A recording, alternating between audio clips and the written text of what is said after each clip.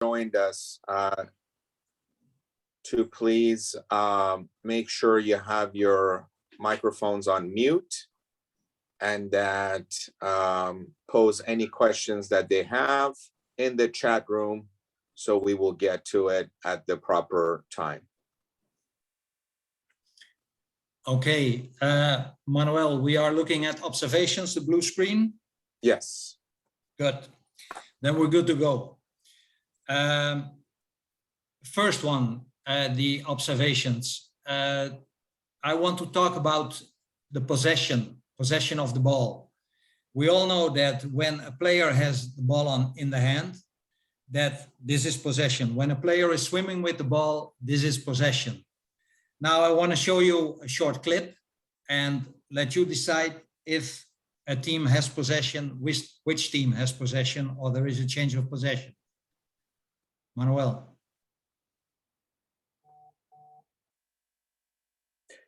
Do we have audio on this? Do we have audio on this? Yeah, but I want Manuel first to translate. We have audio on this one. Ok, lo que vamos a hablar ahora es de lo que es el concepto de la posesión del balón. Sabemos que si tú tienes el balón en la mano, tienes posesión. Sabemos que si estás nadando con el balón, tienes posesión. Pero ahora vamos a ver un video para que ustedes, no es que lo digan, sino que piensen si hay o no hay posesión del balón. Go ahead. Only 15 seconds remaining from the third quarter. So it's still a chance for Barceloneta, especially now with 8 seconds to go and they have the ball and the man advantage. Only 3 seconds and Tesanovic saves the last shot of Perro. Okay, till here. We saw a shot. We saw nobody touching the ball. And now the question is, was there a change of possession? Technically, if we look into the rules, then there is no change of possession because the other team didn't touch the ball. Therefore, this gives a lot of complications. Therefore, we have come to another conclusion. We have come to the conclusion of control over the ball, which I explain later. Manuel. Si se fijan ahí en esa situación hubo una expulsión. Hubo un tiro a la portería. Okay, y la pregunta es si hubo posesión o no hubo posesión. Si nos dejamos llevar estrictamente por el reglamento, nadie tenía posesión del balón. Pero ahora Wim le va a explicar, en vez de posesión, estamos hablando de la palabra control del balón. As I already explained, control over the ball, possession is when you have the ball on your hand or when you're swimming with the ball. Also now, in this situation, when a team is clearly in more advantage, more closer to the ball than the other team, then we consider this control over the ball also as possession of the ball. Que si se fijan en esa situación, en el video anterior, el portero detuvo la bola, pero la bola estaba flotando en el agua. Nadie tenía agarrando la bola o nadando con ella. Hoy en día lo que se está interpretando es que si el equipo está más cercano a tener posesión del balón, aunque no la tenga en sus manos, se considera que el equipo tiene posesión del balón. So in this case, it's not necessary that a player is touching the ball, while it is considered that the team has possession of the ball or control over the ball. It's not necessary to touch the ball. O sea, en el video, ¿se acuerdan cuando vimos el video que el portero la tenía flotando en el agua? No es necesario tocar el balón porque no había más nadie que hubiese tenido la posibilidad de tener posesión del balón. Así que sí se considera como tener posesión del balón. Okay, some examples over here. There has been a shot, a rebound, or the goalkeeper stopped it. The ball is floating here. Nobody's touching. The other team, the white team, is here. Clear. Blue has possession over the ball. Fíjense que en el la primera foto que él pone ahí, hubo un tiro, la bola rebota, no hay nadie cerca, la bola está flotando en el agua, pero no hay nadie cerca. Eso quiere decir que el portero, la persona más cercana, ya tiene posesión del balón. Also, the next situation, what you see over here, we see very often, goalkeeper stops the ball, it rebounds.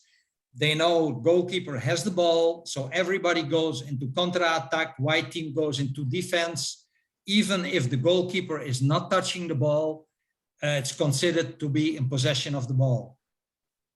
Okay. En ese segundo foto que viene ahí, fíjense que viendo dónde está el balón está en el agua flotando. Nadie tiene posesión, nadie tiene control de ese balón. Todo el equipo se fue, ya sea en contraataque o en defensa. Se considera que el equipo ya tiene posesión del balón. Okay, the last situation, what you see over here is very clear. Rebound, goalkeeper is swimming towards the ball. It's clear. Why is this important? You just saw an example with an excluded player that the ball was floating there. It's important because the next quarter we start even or we start with one man down. So therefore it's important to do. That's the first case. Please, Manuel.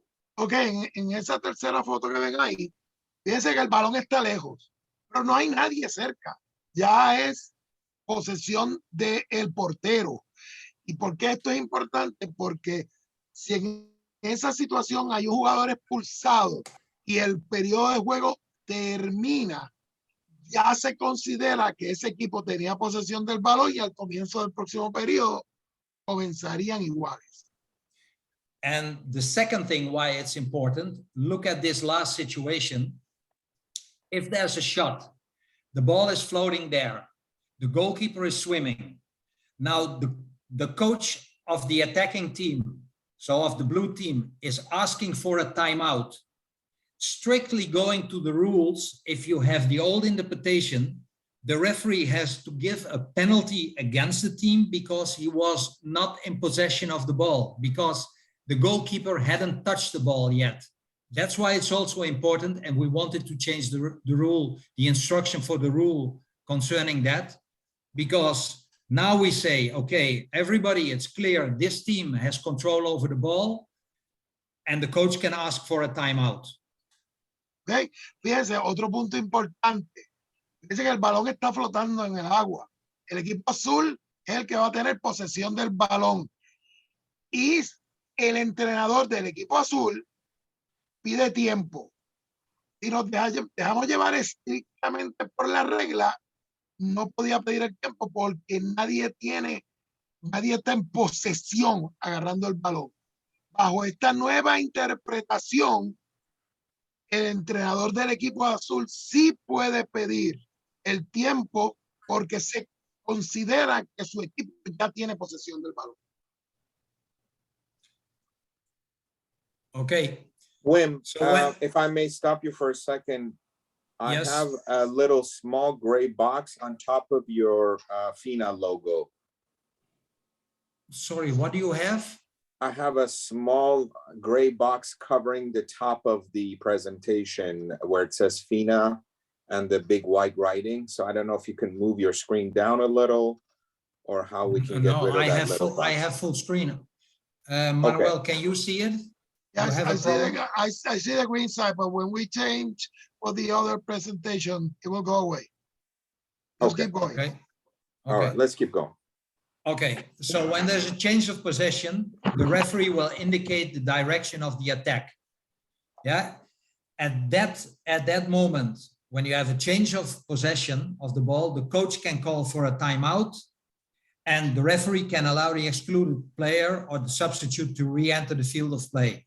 As soon as the ball is touched by a player, the shot clock must be reset again. We know as the shot goes off, it's reset. Clock is going down. Goalkeeper, for example, is swimming towards the goal. When he touches the ball, then the shot clock will be reset. Okay, dentro de las nuevas instrucciones, recuérdense, el árbitro, y si miran la foto, el árbitro ya está señalando hacia dónde va la posesión. Ya con esa señal, el entrenador puede pedir tiempo, el jugador expulsado o su sustituto ya puede entrar, pero tan pronto un jugador toque el balón, ahí es donde se inicia el tiempo de posesión del equipo. Una cosa es el equipo tener posesión y otra cosa es el tiempo de posesión. Tiempo de posesión es cuando hay ya control del balón, alguien lo tiene en la mano. Okay, the next topic, undue delay in taking a free throw, corner throw, goal throw, especially about taking a free throw. I will try to explain in relation with this. We have now very often situations that the shot clock is going down from 5, 4, 3, and then already a team starts going into attack.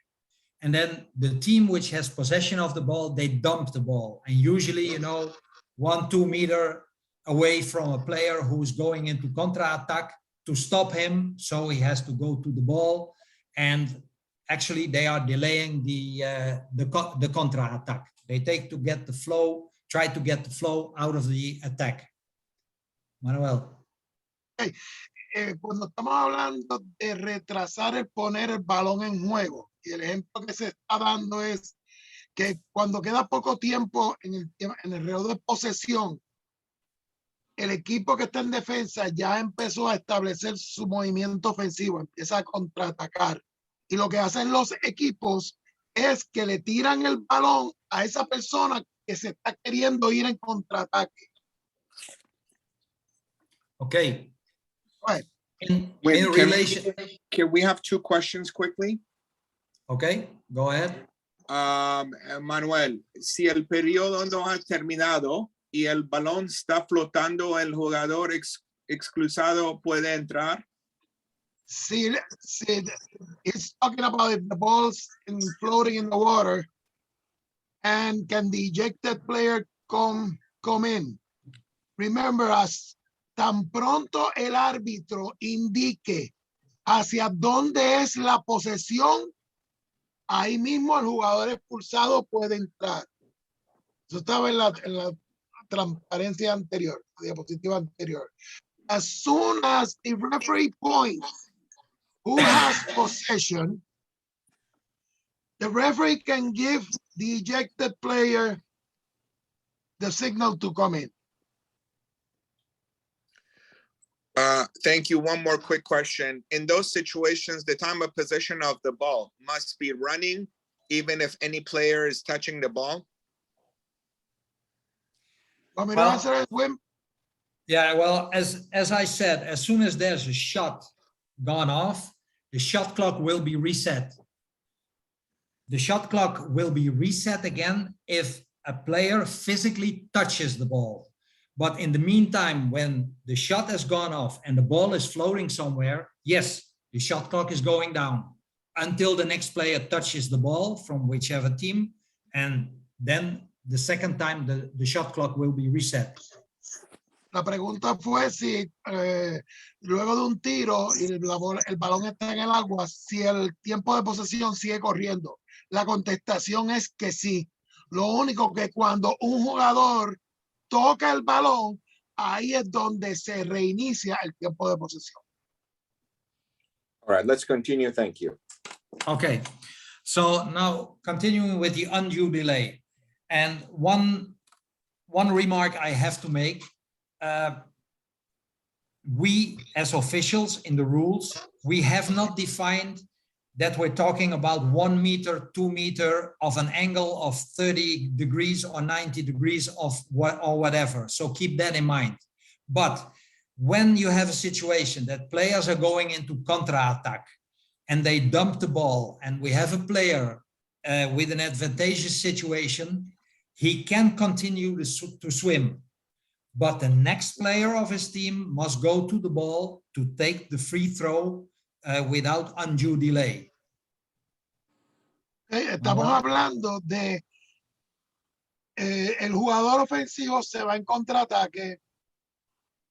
el jugador que tenía posesión del equipo anterior le tira la bola cerca. Ese jugador que se fue en contraataque no tiene que regresar a buscar el balón. No hay en ningún sitio que dice que tiene que estar a 1 metro, 3 metros, 5 metros de distancia. El jugador puede continuar su contraataque. Lo importante es que otro jugador de su equipo inmediatamente y sin retraso vaya hacia el balón a poner el balón en juego. And the person who decides if it's undue delay, yes or no, will be the referee.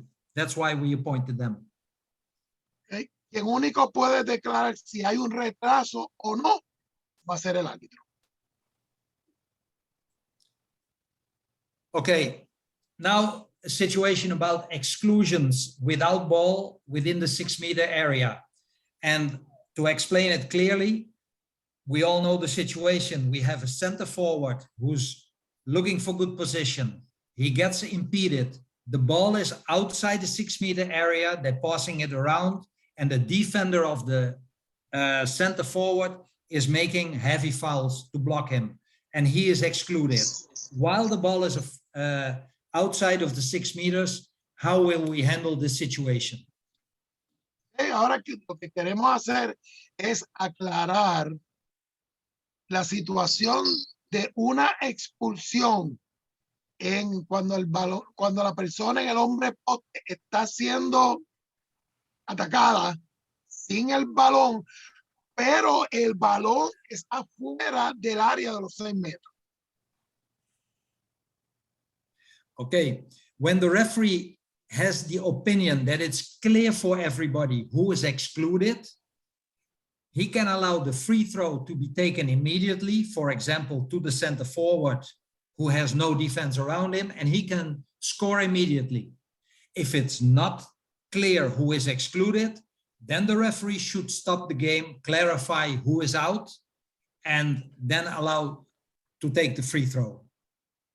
En este caso, el balón está en el área de los 6 metros y ocurre una expulsión en el hombre poste, hombre boya, que puede estar en 2 o 3 metros. Si el árbitro entiende que todo el mundo, toda la defensa está claro quién fue el jugador expulsado, él puede permitir que el balón venga de los 6 metros a los 2 o 3 metros y esa persona puede tirar.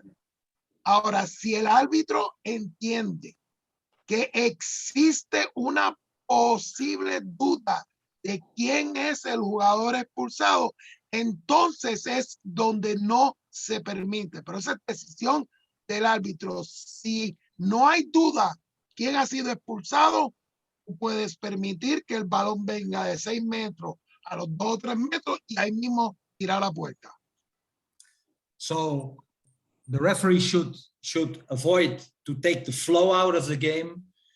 He should avoid to delay the game by blowing his whistle.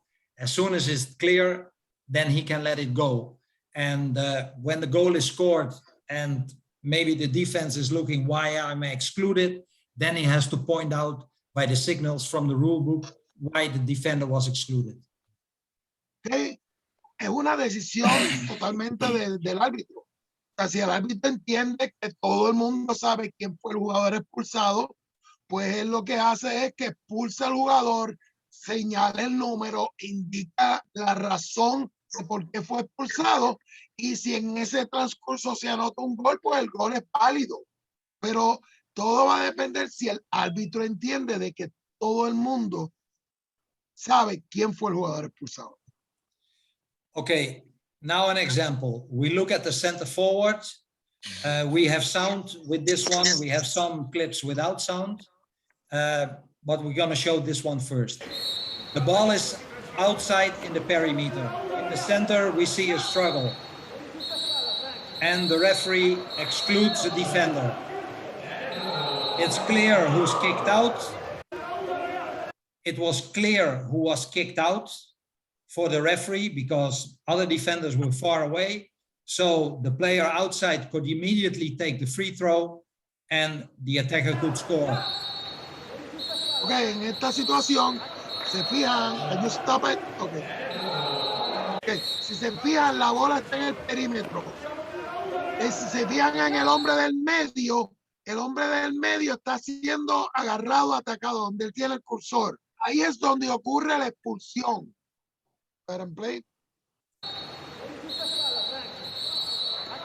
Ahí viene la expulsión. El árbitro entiende que todo el mundo sabe quién fue expulsado.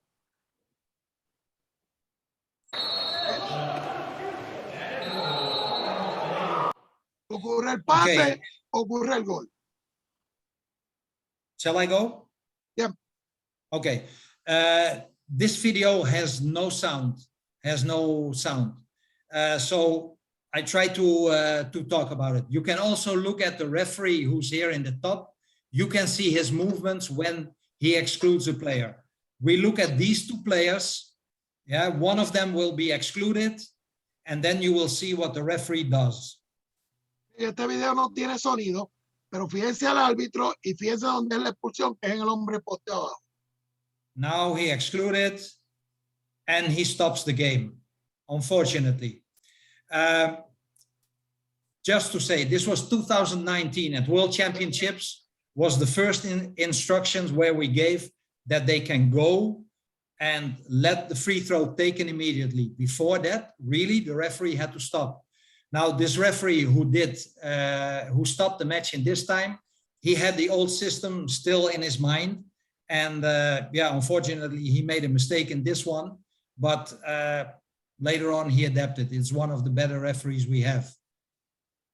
Se fijan, esto fue en el 2019, en el Mundial de Guangzhou de 2019.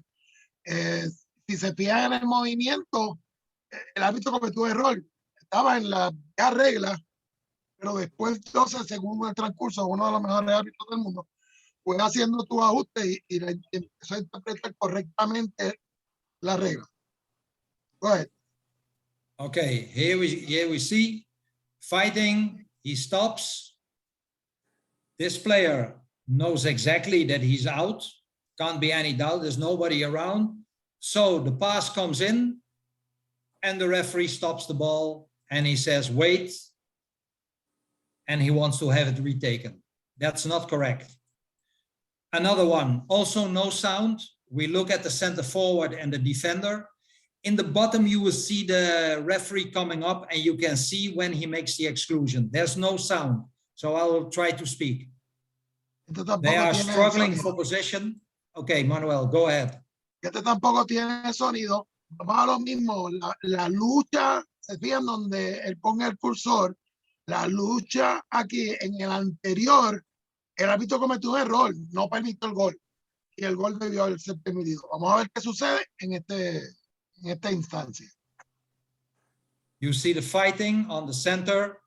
Now the referee excludes, pass comes in, and it's a goal. You want to talk first, or shall I show it first, Manuel? No, fíjense que lo que él menciona, si vieron al árbitro de abajo, el árbitro de abajo expulsó, fue claro, o sea, la bola estaba en el perímetro, hubo la expulsión, pues ya fíjate, ahí el árbitro expulsó, todo el mundo está claro quién va a ser la persona expulsada, anota el gol, permite el gol. Okay, another one without sound. You see an incorrect application of the rule. Ball is outside, we look in the center, the referee stops the ball, impeding, the ball comes in, and the referee blows the whistle, unfortunately. Sorry, Manuel. Okay, ahí fíjense otra interpretación incorrecta. Fíjense que donde es la expulsión, donde está el cursor, el balón está abajo, que entonces la bola, el árbitro expulsa, todo el mundo sabe quién es el jugador expulsado, viene el pase y el árbitro dice, no puede, el gol no es permitido, tienes que volver a sacar el balón. Ahí está la expulsión. Unfortunately. Okay, let's go to the next one. This one has sound. I think we can easily now we understand what the concept is. Center forward is coming in. Defender is defending, holding a little bit too long. No doubt who is excluded, and a goal is scored. Manuel? ¿Okay? Ahí vieron, el balón está afuera, el hombre poste está siendo agarrado, hay una expulsión, todo el mundo está claro quién es el hombre expulsado y se permite el gol. Once more. Una vez Se fijan más. afuera, fíjense en el medio, el hombre está siendo agarrado, no hay más nadie ahí. Y el gol se permite. Okay. We go to the next slide. It's nothing special, but in our area, I know that we have discussion about ball under. We know according to the rules that you have to blow for a foul. As referee, you have to call a foul when the ball is underwater, when a player is tackled, when a player is attacked. And look at what's happening now. Manuel? Okay, go ahead. Bueno. Okay, I'll show that a player is taking the ball underwater and he's not attacked, and let's see what's going to happen. Okay. Mira la situación que pasa ahora. ¿Dónde está el balón? Siga el balón. Okay. A ver si usted puede ver qué es lo que sucede con el balón.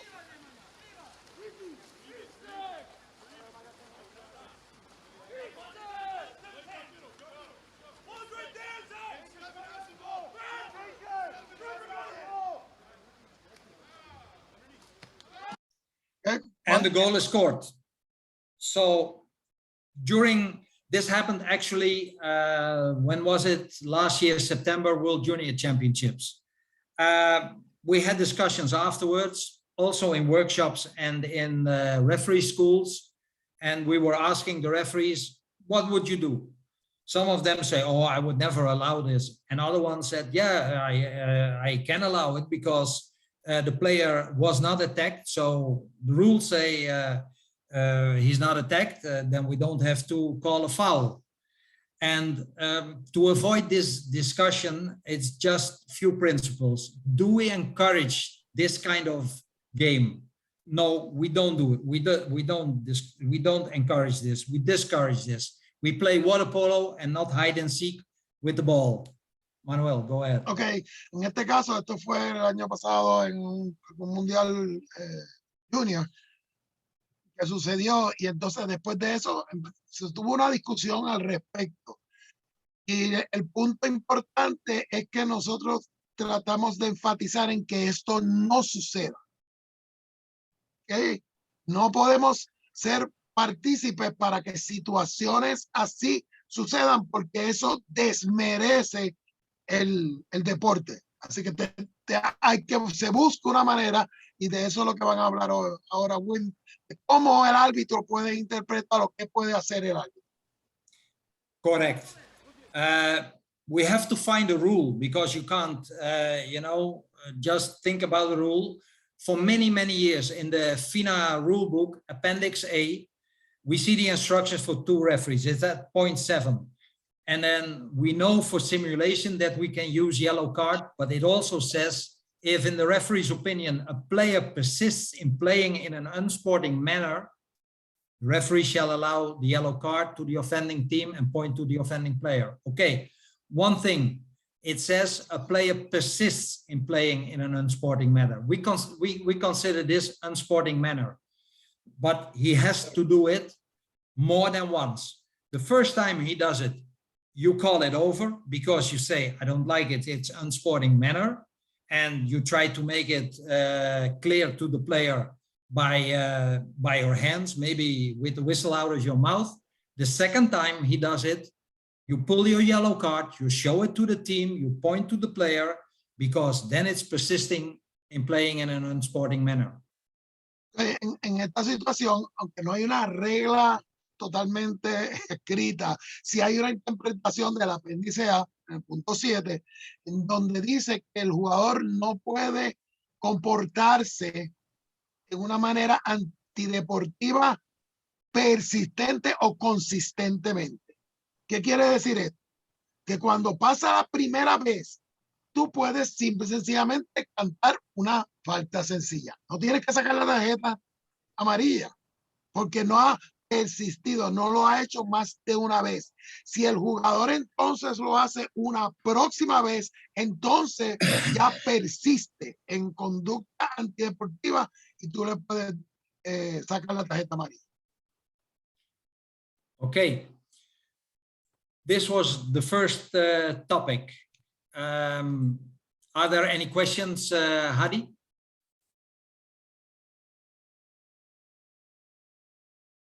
You're mute, Javi. You're mute. Okay, let's try it this way. All right.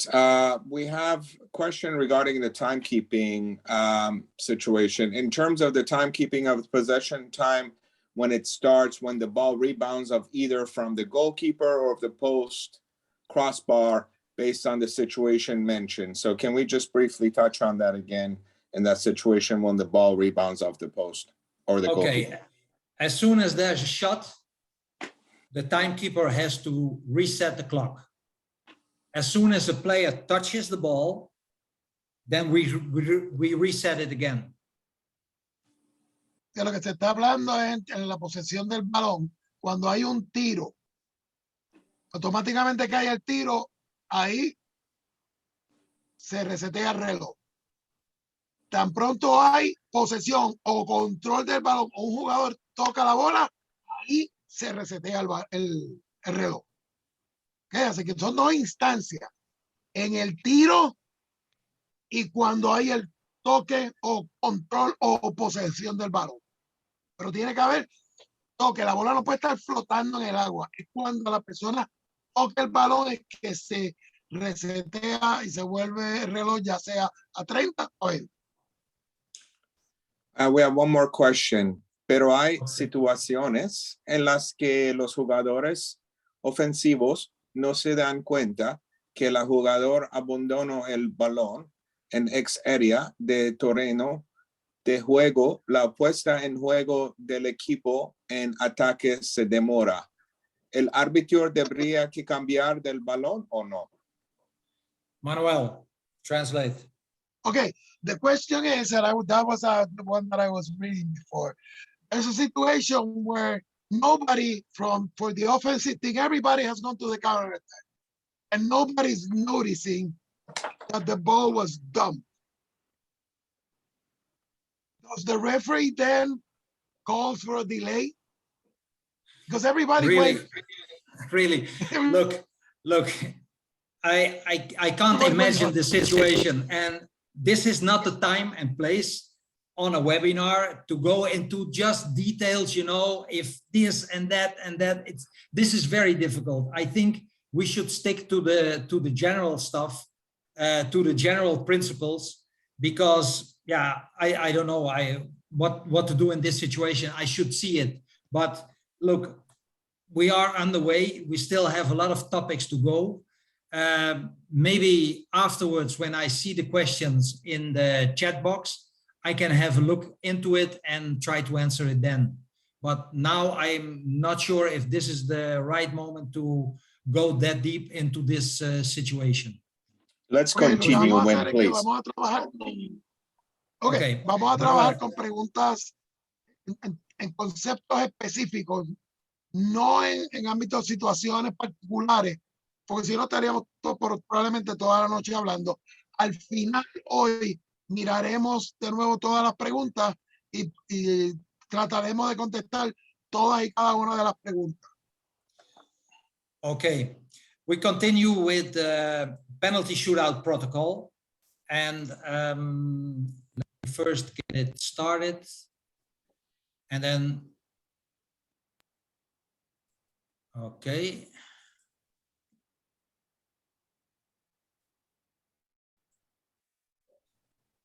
Okay, a penalty shootout protocol.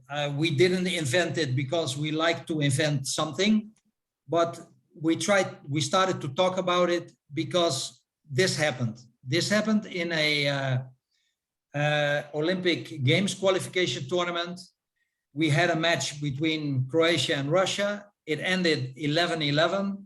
And after 30 penalties, it ended up in 25-24. Most goals were scored, some of them were missed, but with 30 penalties, you can imagine that it will take a while.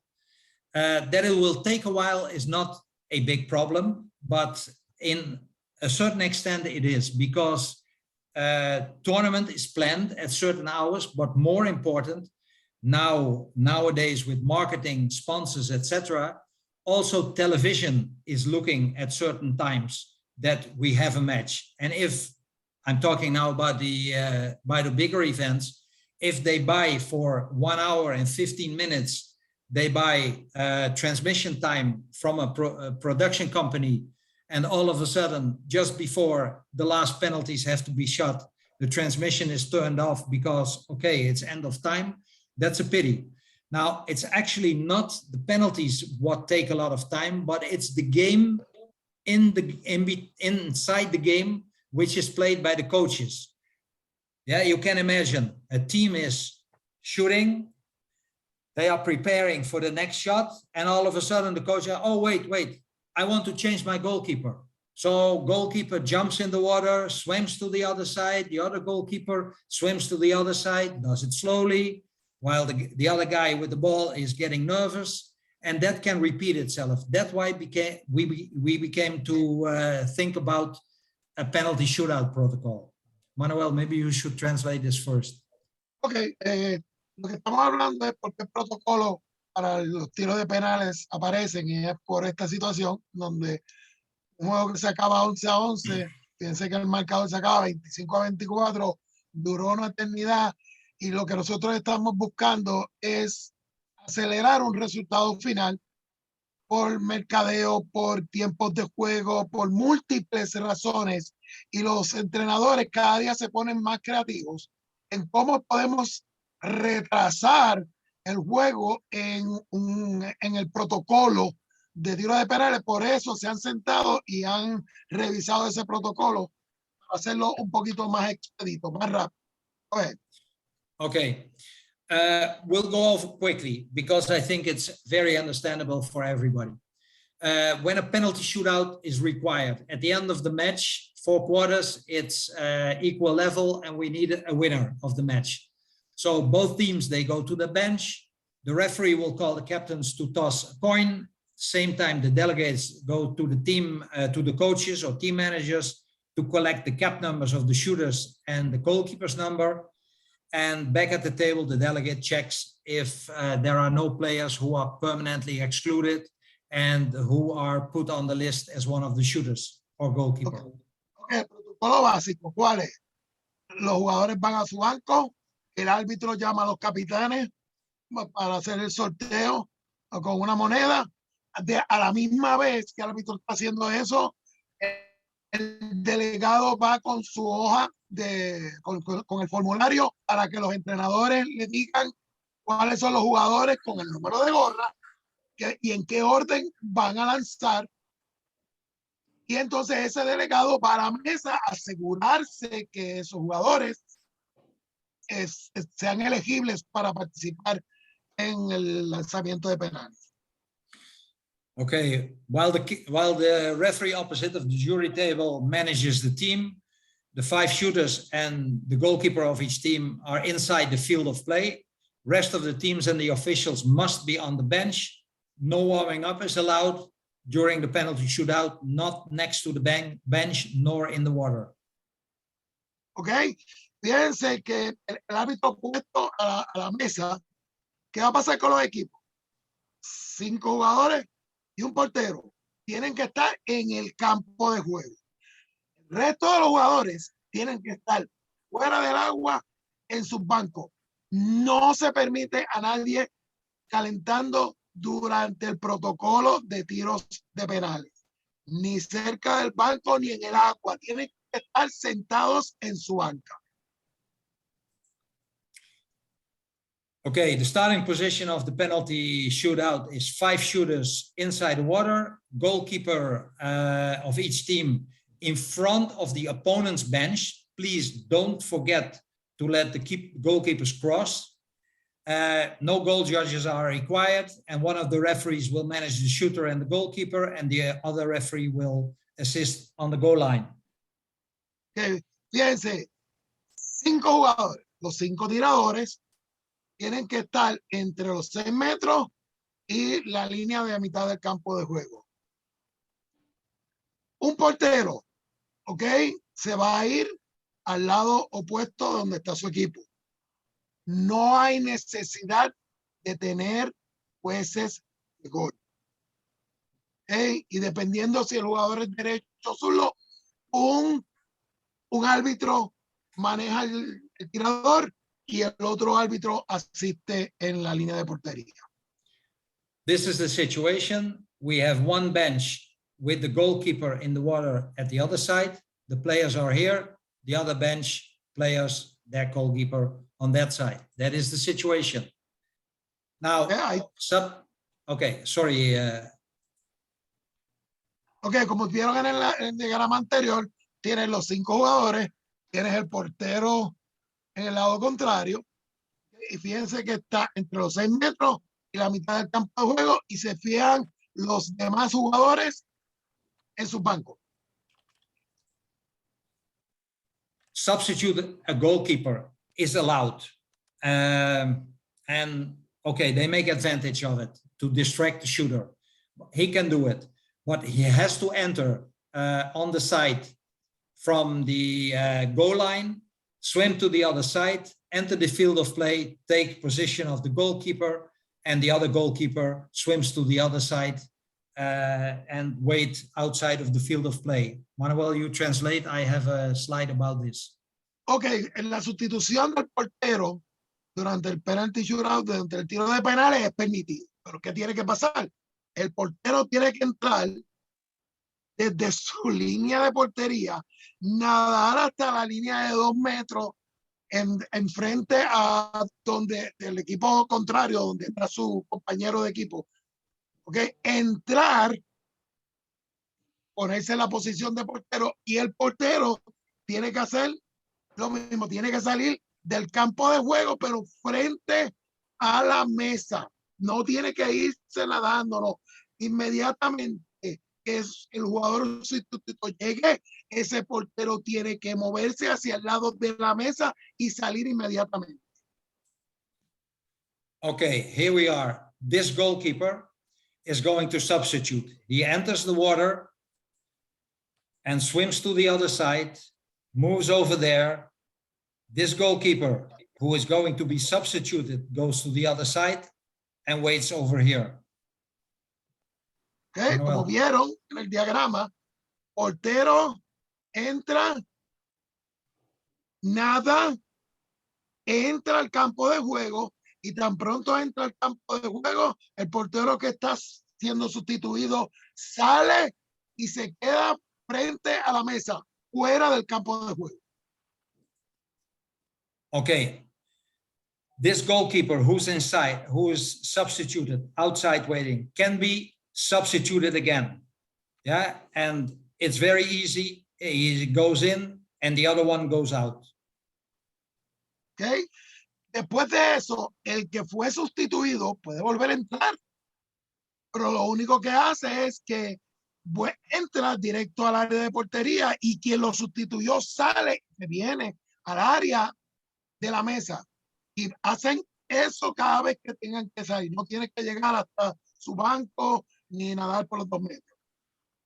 Okay, to make it clear, the situation in Rotterdam at the Olympic qualification tournament was the following. This coach wanted to substitute. Hey, ref, I want to substitute. Goalkeeper jumped in the water. One was swimming to the other side. Here was a shooter waiting. He got to the place of the goalkeeper. This one was swimming out. And then finally, this player could shoot. And that repeated a couple of times. So that's why we came up with this penalty shootout protocol. Manuel? Okay. It's like my internet connection. Did you hear what I said? Slower, for whatever reason. Fíjense, yes, I heard. Fíjense que lo que pasó en el clasificatorio fue que el jugador que entraba sustituto estaba nadando por el mismo medio y el sustituto nadaba hacia la portería y nadaban, o sea, cruzando por el mismo medio, y había que esperar todo ese protocolo para que entonces pudiera lanzar. Ahora es más sencillo. Entra, sales hacia el lado de la mesa y puedes volver a entrar y el sustituto sale hacia el lado de la mesa. Okay. This was it for this topic. Hari, any questions came in? No, concerning we're this? good. Let's proceed, please. We're good for now. Okay. Do you want to have 2 minutes rest to take some water, or Is this a continue? good time to take a break, or? Yeah. Okay. Okay. So Let's say 3 give- minutes. Yeah, let's give everybody 3 minutes break. Vamos a hacer un pause. 3 minutos, por favor. Y luego regresamos. Okay. Hari, I see I don't check the chat box, but please have a look if there are I things will. coming in. Yeah. Thank Yes, you. I will monitor that for you. Okay. Thank you.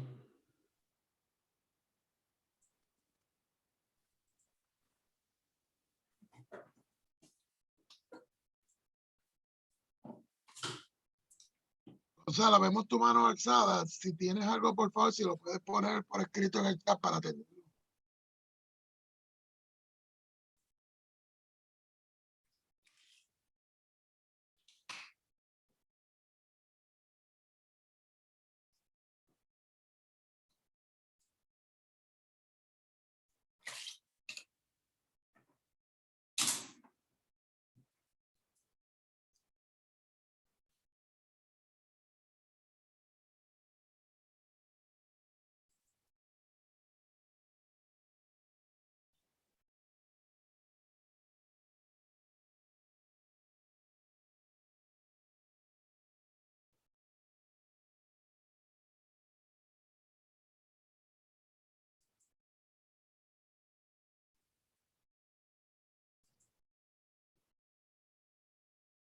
Y es lo que esperamos porque lleguen nuestros compañeros y reanudamos.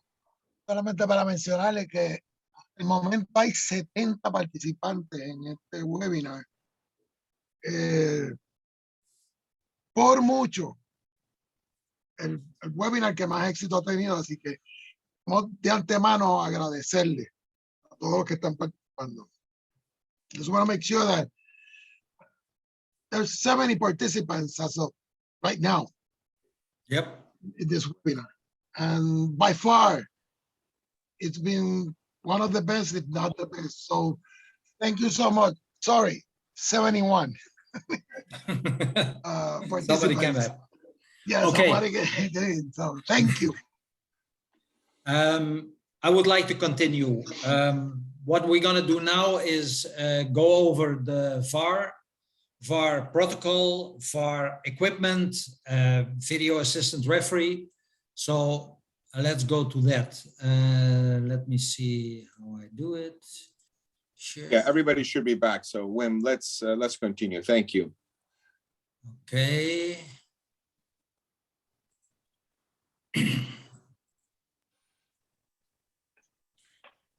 Okay. We'll continue with VAR. I have some clips, quite a few clips. Let's see if we can keep it interesting. But first, let's start with the basic question. Why VAR? Why VAR equipment? We have it, we needed it, and we wanted to have it to have an objective tool to solve difficult situations caused by electronic equipment. For example, timeout system isn't working properly or is misused by the coach, shot clock failures, jury table management, interference. All of a sudden, there's a whistle from the jury table. There can be possible errors by the jury table to solve these situations. Manuel. Okay. Vamos a ver una serie de videos, pero más importante es la pregunta, ¿por qué se utiliza el VAR? ¿Cuál es el racional detrás del VAR? Y el VAR te ayuda con algún fallo del sistema electrónico, el equipo electrónico. Te puede ayudar con decisiones de la mesa, y hacer de esas decisiones que sean objetivas. También el decidir si hay un gol o no hay un gol, si ese gol pasó o no pasó antes de que se terminó el tiempo de posesión. Y por último, para ver acciones de violencia que no necesariamente se ven durante el juego. El VAR, como ustedes podrán escuchar en el día de hoy, también puede ser utilizado para eso. Okay, so it is to make objective decisions in difficult situations like close calls, the goal, no goal, and then we refer to crossing the goal line, or goal, no goal, was the shot given before the time signal, the horn sounds. So did the ball leave the hand before the shot clock expired or before the game was ended? And in the last but not least place, to eliminate the violence. Until this moment, it's only allowed by post-match review. But again, this there are proposals to change this, to adapt this a little bit, because we really want to get rid of violence. Can I continue, Manuel? Yes, I explained it before. Yes. Yeah, I heard it. Okay, it's one protocol used by all. We use it in the major FINA competitions. We use it in the tournaments qualifying for major FINA competitions, and also the continental competitions qualifying for major events. That's what we try. These competitions should be conducted with VAR system in place. I have to say one thing. It is not in the rules yet, but it will be a proposal on which we vote on in October this year at the technical congress with the new waterpolo rules. Manuel? ¿Cuándo se usa el VAR? En las competencias grandes de la FINA, en eventos donde se va a clasificar para estas competencias grandes de la FINA, en los campeonatos continentales que van a llevarte a clasificar para estos tipos de eventos. Y el VAR debe ser parte del sistema electrónico que se utilice para cada uno de estos eventos.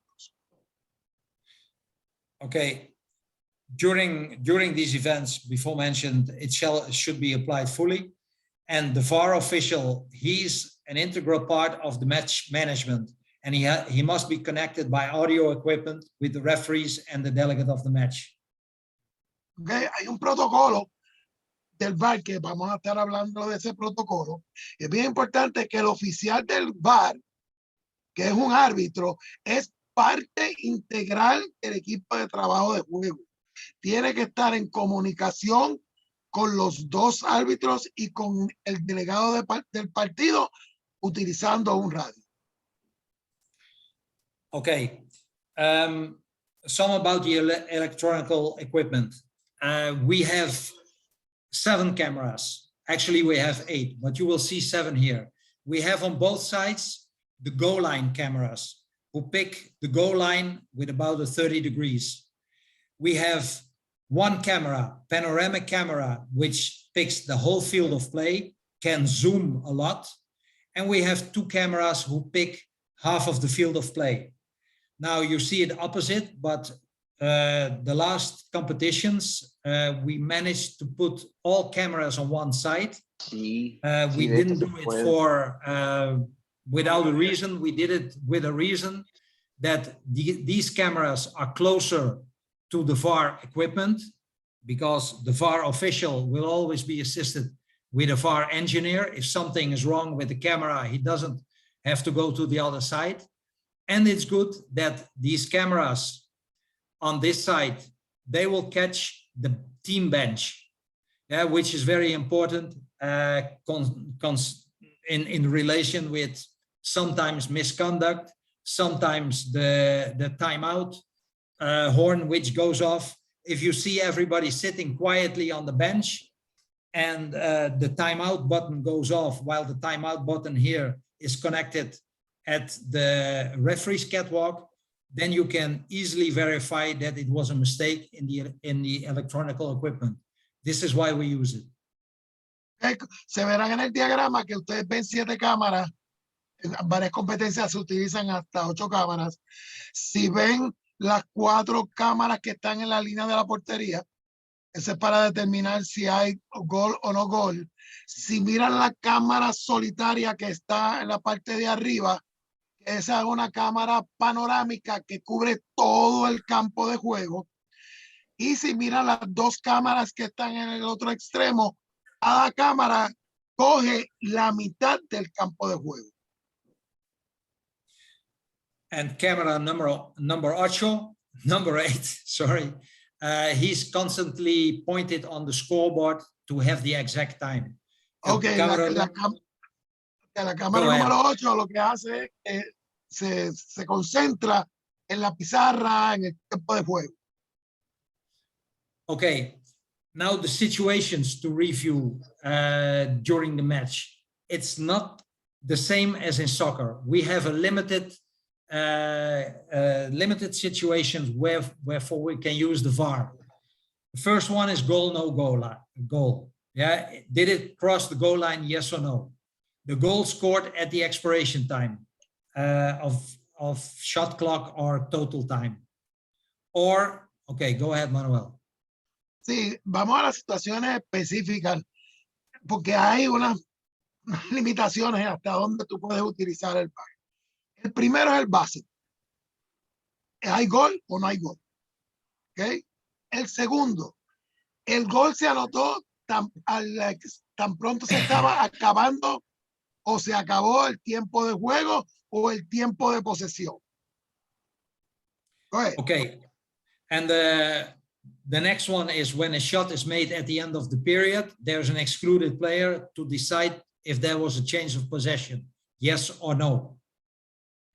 Okay. Este último punto es, hay un tiro al final del periodo de juego y hay un jugador expulsado, se puede utilizar el VAR para decidir si hubo o no hubo un cambio de posesión para permitirle o no permitirle al jugador expulsado que entre al campo de juego al reinicio del encuentro. And sometimes there are errors at the jury table or the electronic system isn't working very well. As an example, you are, not an example, you can have unexpected situations. We go into that a little bit deeper later. You are whistling a game, all of a sudden you hear a whistle behind you. The secretary stopped the game. Why? Okay, maybe it's not clear. You can check the video. Example, what I gave, the timeout button goes off. The coach says, no, I didn't do it. But yeah, it went off. So you can check what happened. You can check the area where the timeout button was. And the situation, okay, do this first, Manuel. Hay situaciones que a veces en la mesa, a veces alguien suena un silbato por alguna razón en particular y los árbitros no sepan el sonido del silbato. Se puede utilizar el VAR para tratar de determinar cuál es ese racional. Sonó el timeout, el tiempo pedido, pero los coaches dicen que ellos no hicieron nada. Y hay diferentes situaciones en donde uno puede utilizar el VAR para poder determinar qué fue lo que sucedió. Okay, and for situations after the match, for review of violent situation.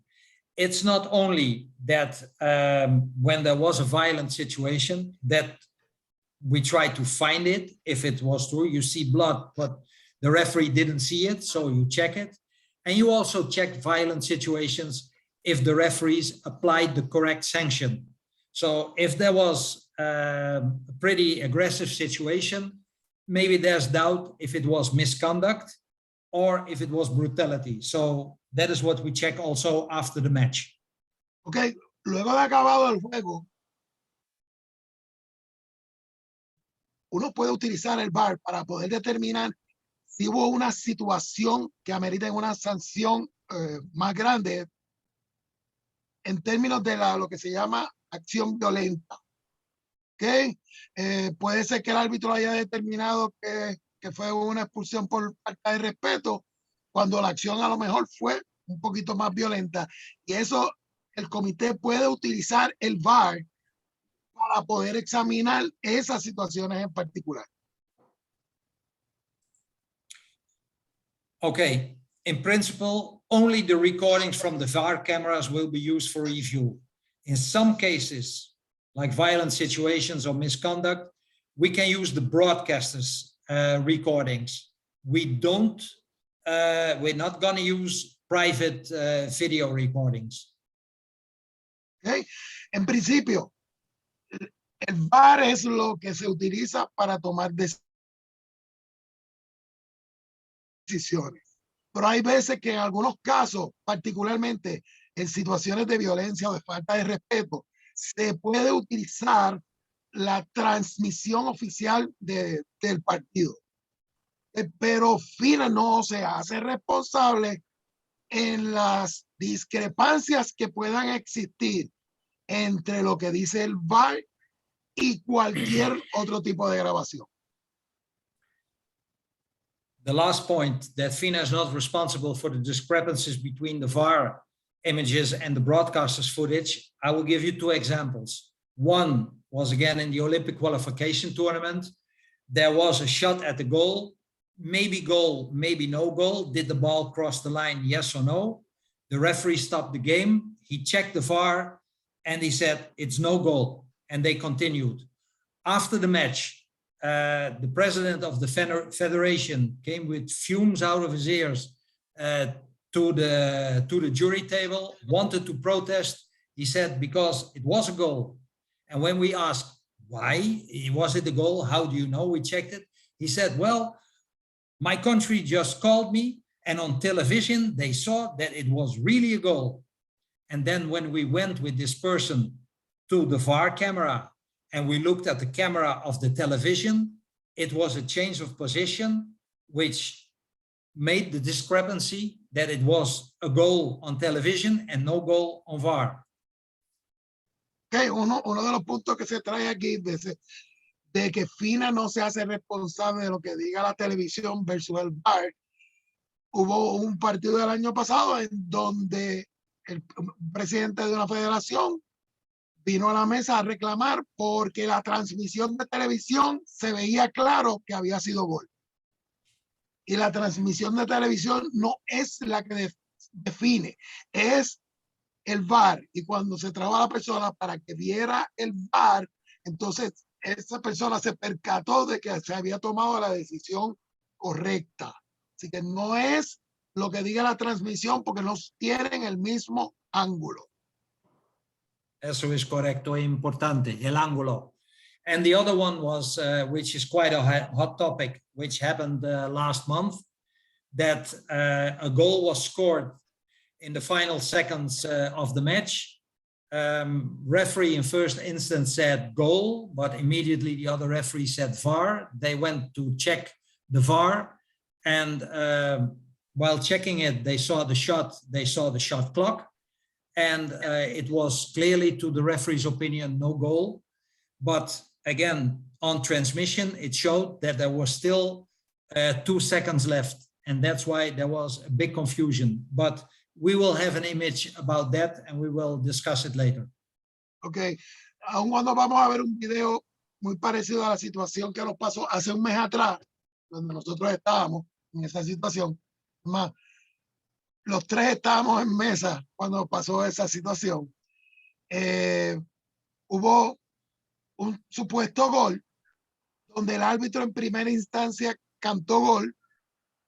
El otro árbitro dijo, vámonos al VAR. Cuando se fue al VAR, claramente se podía ver el reloj de posesión siendo 0 y la jugadora todavía con el balón en la mano. ¿Qué sucede? Okay. Cuando vas a la cámara de televisión, que tiene un delay, un retraso decía que todavía quedaba tiempo en el reloj de posesión. Okay, just to be clear, the situations we mentioned before, these are the only situations in which we use VAR. We don't use it for, was it a corner throw or no corner throw? Was it a penalty or no penalty?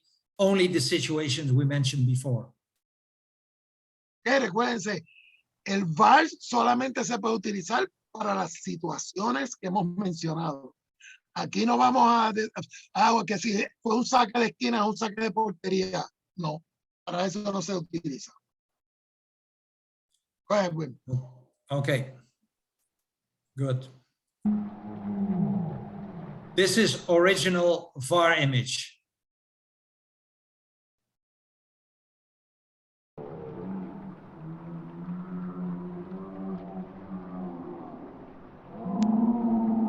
When this is in slow motion, right?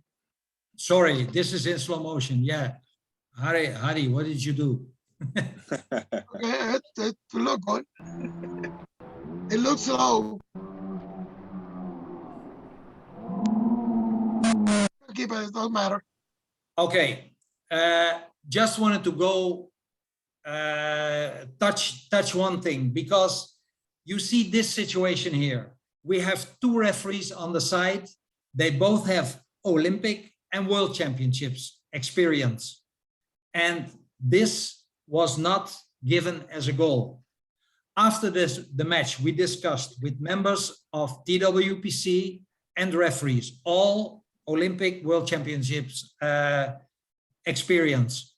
And half of them said, this is goal. Other half said, this is no goal. I just want to touch this because this is 2018, the first time we used it. Sorry, 2019. I want to go to the next one because we have to define what is a goal, what is no goal. Sorry, go ahead, Manuel. Okay. Si se fijan en el video anterior, que vieron que el balón o estaba o no estaba, no sé cuál va a ser su posición. Okay. Ambos árbitros de ese partido dijeron que no fue gol. Y son árbitros de experiencia mundial, olímpica. ¿Okay? Y después entonces se tuvo una discusión entre un grupo y todavía luego de esa discusión y viendo esta imagen, todavía la mitad de ellos decían que era gol y la otra mitad decían que no era gol. So, to define what is a goal, it's important that we know what is the field of play. We see here a little bit enlarged the goal, and we see here a line which goes to the side. And if we see here a little bit bigger, you see here the 30 centimeters, that is the white part. And then we see from the red part, we see that to the other side, the field of play, the distance between the two lines is 30.60 meter for men and 25.60 meter for women. So it means that we all know a field of play is 30 meters and 25 meters, that it's not counted from this line, but it's counted from the front of the goalpost. That is where the 30 centimeters from the side end. So from this point in front of the goalpost to the other side is the field of play. Now, knowing this, we say that the goal line is not a line like soccer between two poles of maybe 2-3 centimeters wide, but it is a laser line running in front of the goalpost from one goalpost to the other goalpost. And that makes an easy conclusion that if you see a part in front of the goalpost, that it's no goal, and this is no goal, and this is a goal. So as soon as it crosses this laser line in front of the goal, then we consider it as a goal. And the situation was because some thought that this space, this white measurement of the goalpost of maybe 2-3 centimeters, that is the goal line. So it should be completely behind this goal line before we count it as a goal. But no, it is not. This is a goal. We don't see the ball in front of the goal post anymore. Please, Okay. Manuel. Okay, cuando se determina, can you go two steps forward, Yeah. 2 slides forward? The definition back. of a goal, or 2 slides. There. Okay, fíjense que cuando es un gol. No, the other one that you had. This one? The one before. No, before. This one. Oh, that This one. is the only one. Okay, no, that one. Okay, ese. ¿Cuándo es un gol?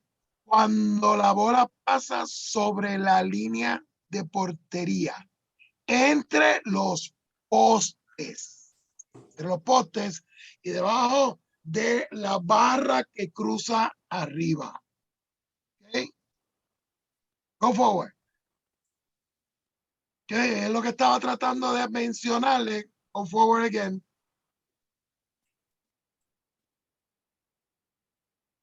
Lo que él le mencionó ahí, ese balón no ha cruzado el poste de la portería. Eso no es gol. Okay, go forward. Ahora, tan pronto el balón cruza ese poste de la portería, entonces es gol. ¿Qué? Porque esto es lo que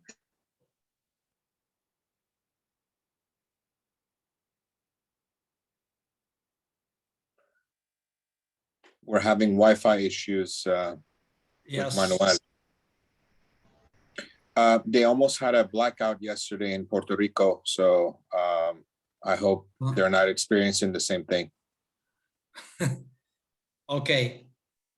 I think we should continue. Yes. I'll try to go into Spanish. If Manuel comes back in, then we continue with him, of course. Yeah. Please Okay. proceed. Yeah. Okay. We're gonna go with some examples. This is slow motion. There's gonna be a shot at the goal, and for these kind of situations, we use the VAR. You see the referee saying with his finger, no goal. Goalkeeper gives some comments. Okay, here we have it from the other VAR angle.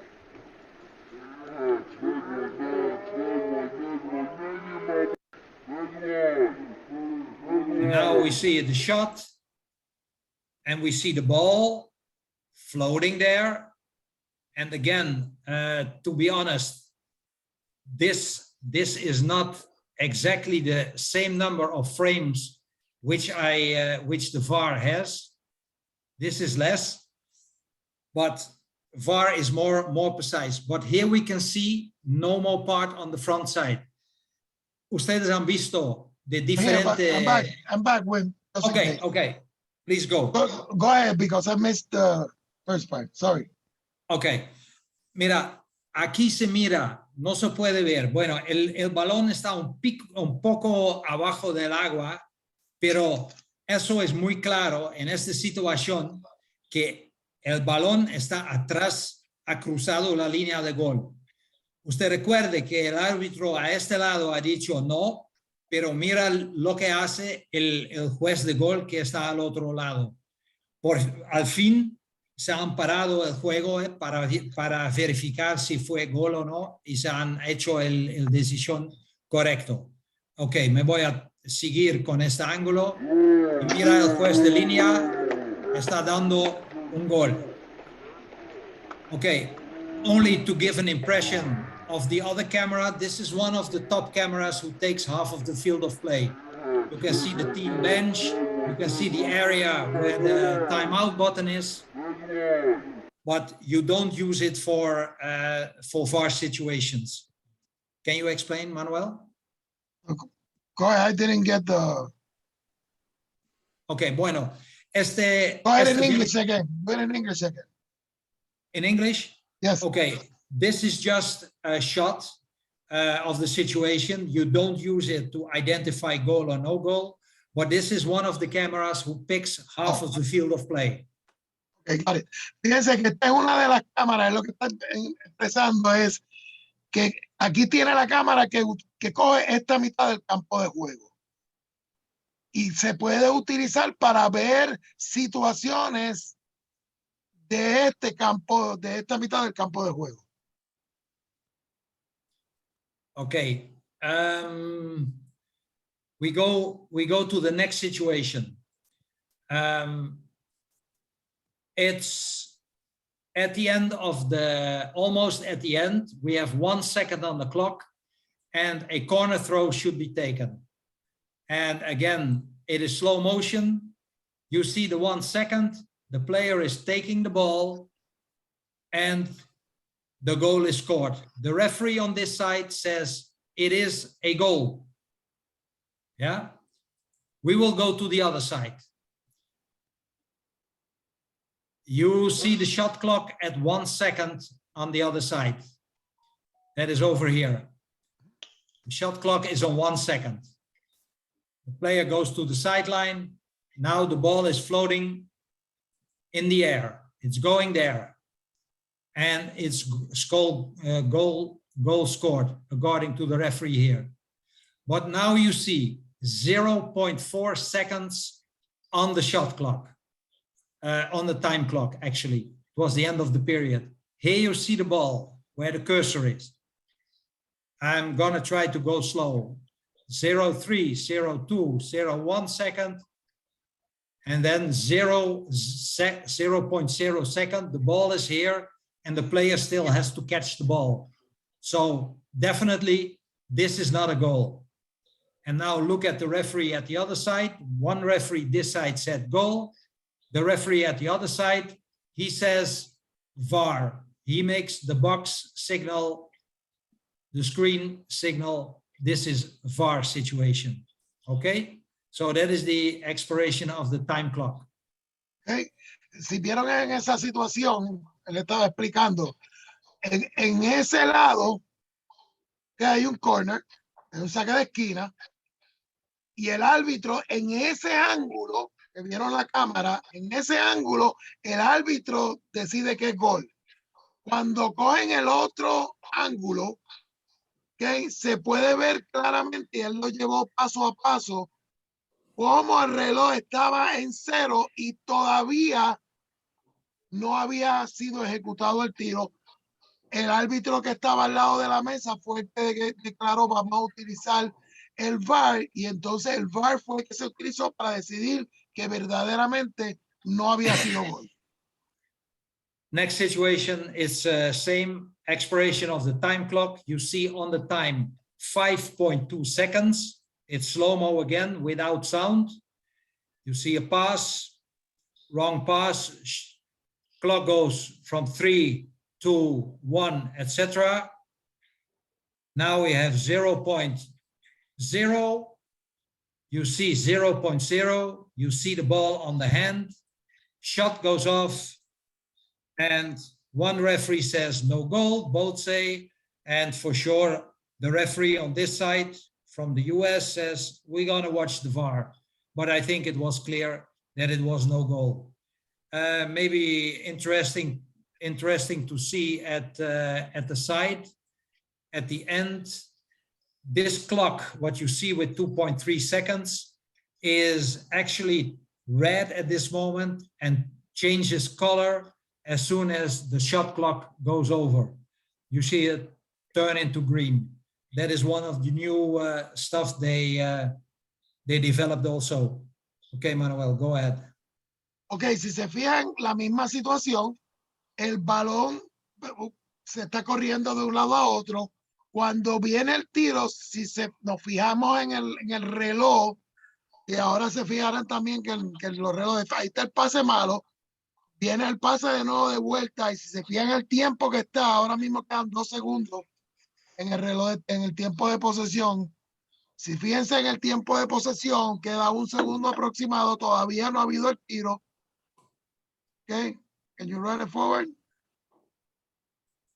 Ok, quieto, miren el reloj. 0-0. ¿Dónde está el balón? En la mano del jugador. Un árbitro dice, el árbitro dice que fue gol. El del lado de acá dice que no fue gol. El del lado de acá hace la señal de vamos a utilizar el VAR y se toma la decisión correcta.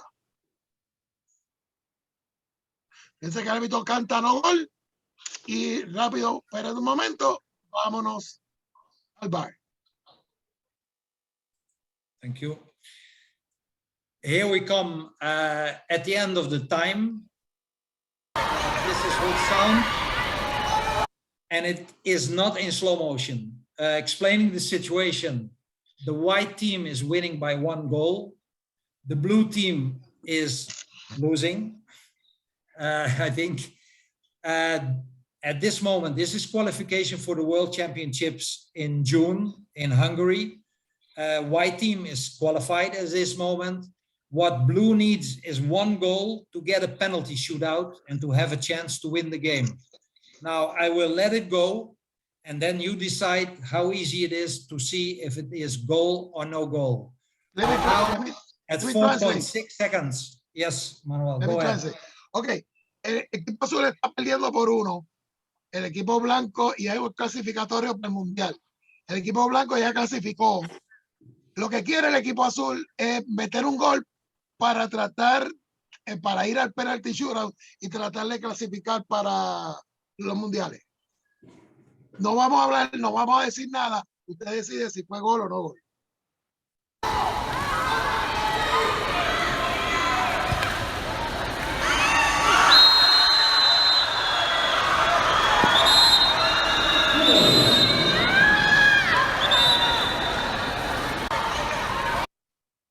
Okay.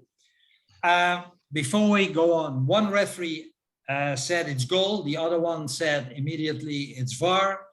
As I said, there was a discrepancy, which we saw later on, that it had 2 seconds on the transmission, on the television channel.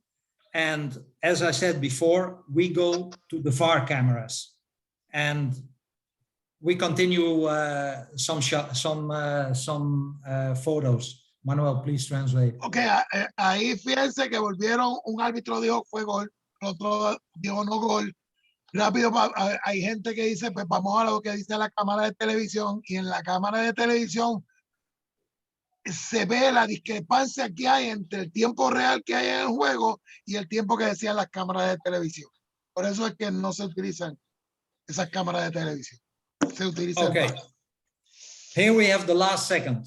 The ball is just blocked by the white player, is on the water. It's 1.0 seconds on the clock. The next picture. Yes, Manuel. Ok, fíjense en la diapositiva anterior. Faltaba un segundo, faltó un segundo, y el balón está todavía en el campo de juego. The next one, we have 0.3 seconds and the hand on the ball of the shooter, the blue player. Aquí, 0.3 segundos. ¿Y dónde está el balón? En la mano del jugador. Here we have 0.0 seconds and the ball is still in front of the blue player. Okay. 0.0 segundos y el balón todavía está frente al jugador azul.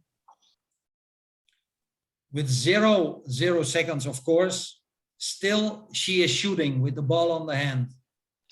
Todavía el reloj en 0, todavía la jugadora con el balón en posesión. And this is probably the moment that she releases the ball. But okay, the time 0-0, I think it's very clear that this was not a goal. Después de todo eso, se ve claro de que no fue gol.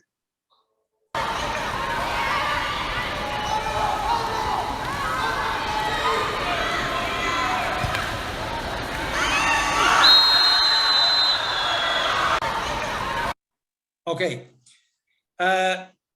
closing the doubts. If there was a shot and it was no goal and the result of a shot was a corner throw or a rebound or whatever, we will not do a video review, only when a goal is scored at the end of the expiration. Okay, solamente se va a utilizar el VAR cuando se adjudica un gol. Si es un saque de esquina o si es un rebote, no necesariamente no hay necesidad para utilizar el VAR para revisar esa jugada. Okay, the first clip we started with was the example when a shot was made, there's an excluded player, then to determine if there was a change of possession, then you can use the VAR to check it. It's important to see if they start even or they start with one man down, but only do it in case of doubt, because if it's clear, you don't have to go to VAR. Puede utilizar el VAR si al final del periodo, de un periodo en particular, hay un jugador expulsado, ocurre un tiro y tú quieres verificar si hubo o no hubo cambio de posesión. Pero eso solamente debe pasar si tú tienes dudas si hubo o no hubo un cambio de posesión. Pero sí, puedes utilizar el VAR para ver si verdaderamente hubo cambio de posesión y darle la entrada a ese jugador expulsado. At this moment, now we have a group of very experienced referees and who can also function as VAR officials. Many times during the match when there is a shot, and maybe you think, was it goal, was it no goal? By audio already they can ask the VAR, hey, what do you think, goal or no goal? Sometimes the VAR says, please come and check. Sometimes he says, clearly no goal. Sometimes he says it was goal. So the VAR is really assisting, but in case of doubt, the referee should check it himself. He can always make the decision, I will go and check. Okay. Hoy en día hay ciertos oficiales, ciertos árbitros que dominan el uso del VAR, ¿okay? Pero la decisión final es del árbitro de juego. O sea que si el árbitro tiene dudas, el árbitro debe ir a verificar el VAR. Okay. One of the things we mentioned before is that jury table errors or failures or electronic system. I don't have many examples for it, but one thing happened during the Olympics, which I will try to explain.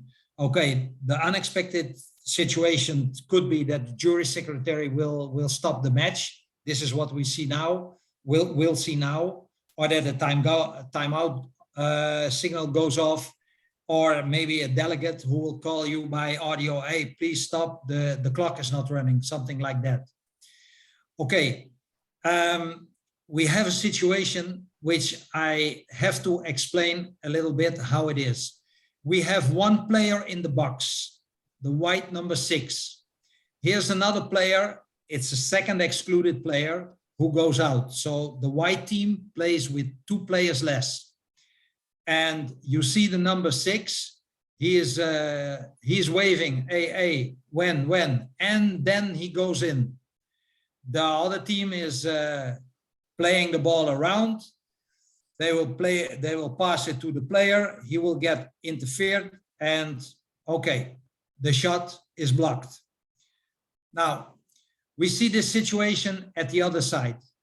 We see one player here. This player, before the goal, not agrees, but has to go out.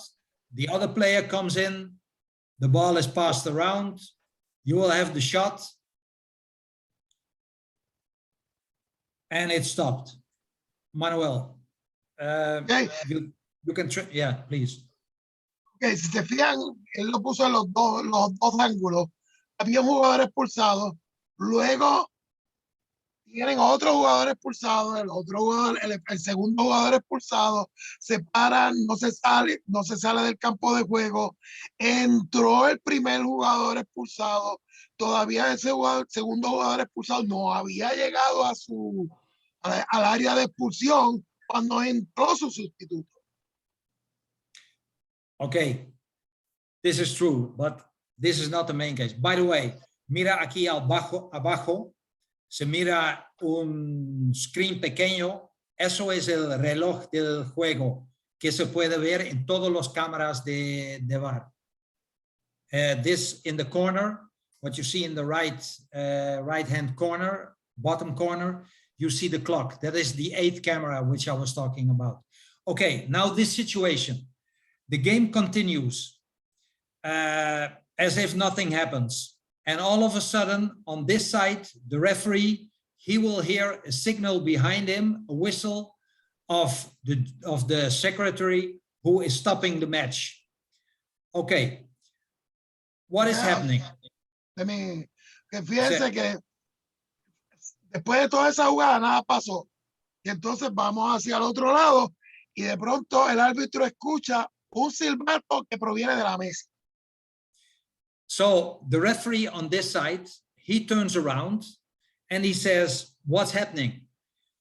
The lady, translated by somebody, says, the player came in too early.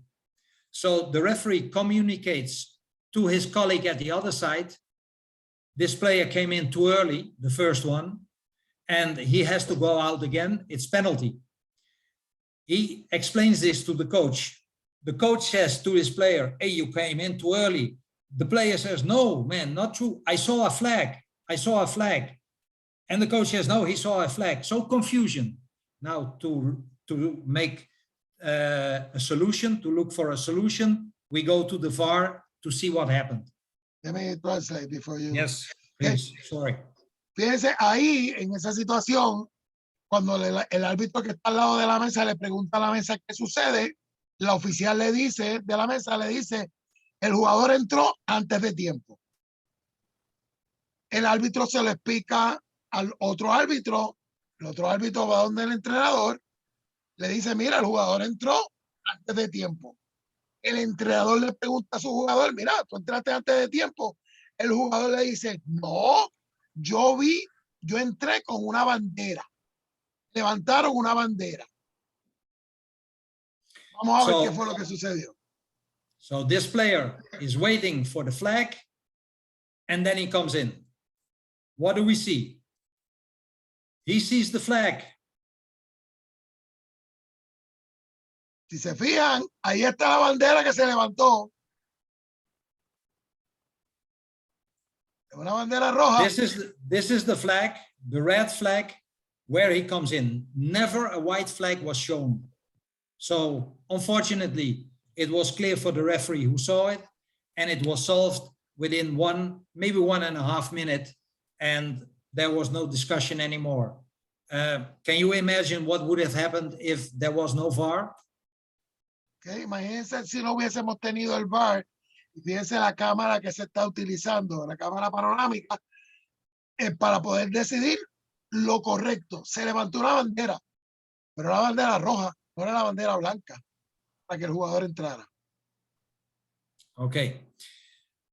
Post-match review, violent situations. It is in the Appendix C, we all know that, for cases of brutality or extreme violence.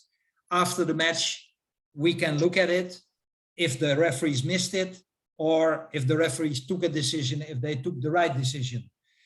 In the future, so after October 4th, this may be extended a little bit in specific cases of violence.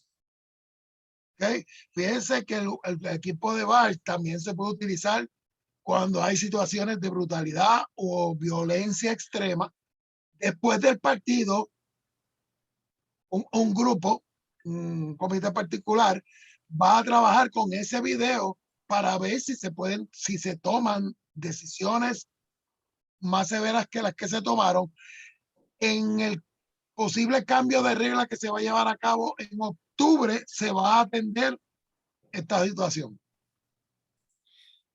Okay, the review to check if violent situation happened, to check if the violent situation was correctly punished, and only we use the VAR footage or the official footage of the broadcaster.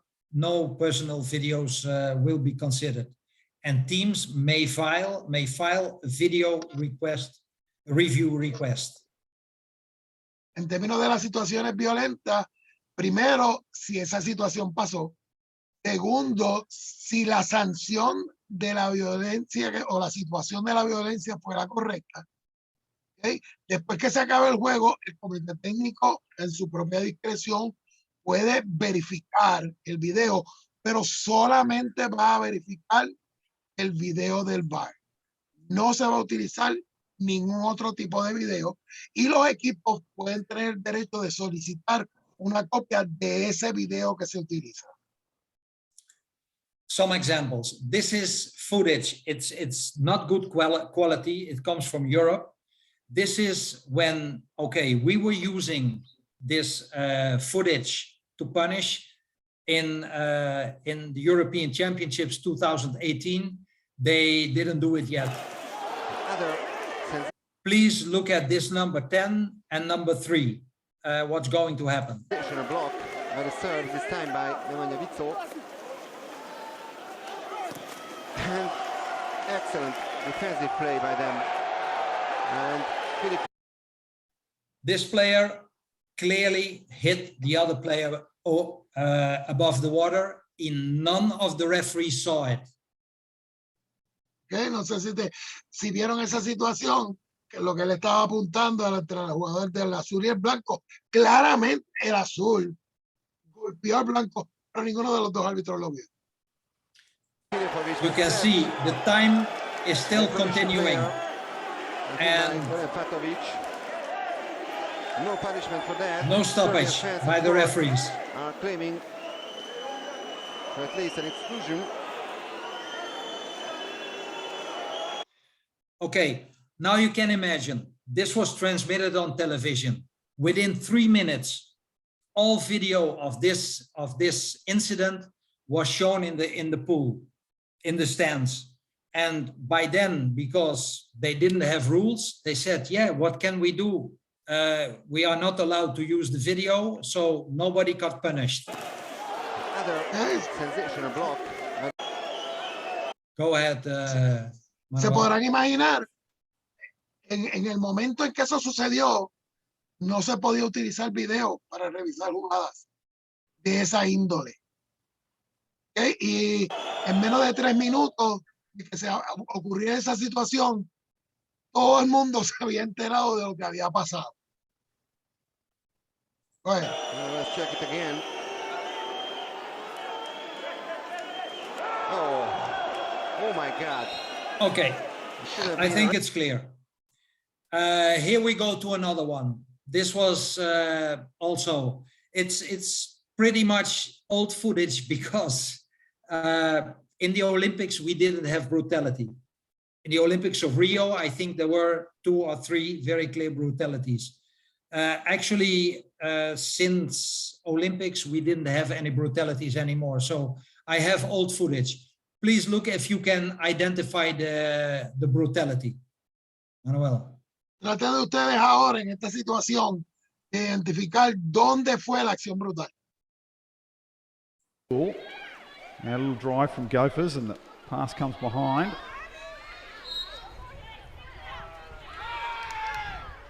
Casey. The coach is already reacting on it. We'll gotta do it once more. You have to look at this player and this player. Yeah.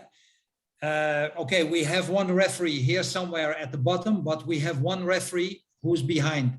This referee should clearly have seen the perimeter and should clearly have seen what happened between these 2 players. Now a little drive from Gophers and the pass comes behind.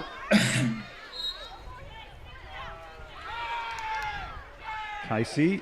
So this is clear. The referees missed it. And it was the last match of the tournament. Actually, it was the final of the Intercontinental Cup in Perth, Australia. The girl was punished. Both teams, USA, Australia, and 2 other teams were classified for the World League Super Final. And this girl started with 2 matches of suspension for the World League Super Final before she was allowed to play again. Cool. Okay. Si se fijan en esa situación en particular, la jugadora, esa fue la final, ya ambos equipos habían clasificado para el próximo evento, pero para el próximo evento, esa jugadora que cometió esa acción fue suspendida por 2 juegos por esa acción. Okay, here we'll see one, no slow motion possible, old footage, 2018. And you have to look at these two players, what's gonna happen over here. Miren lo que pasa en el hombre post.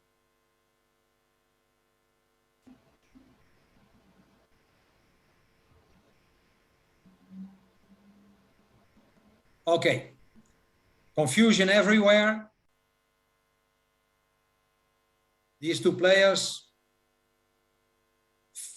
it's the 4th quarter, 13-10. Boom, boom.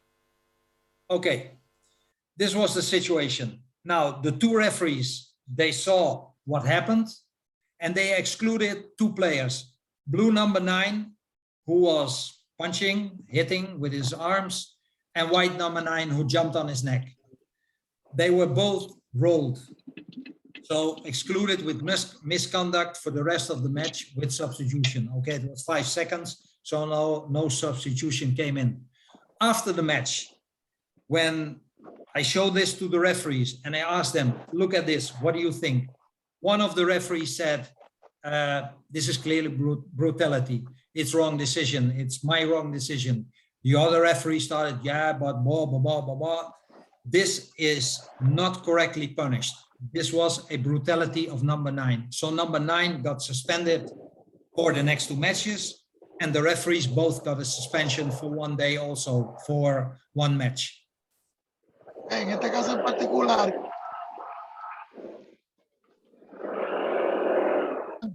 pero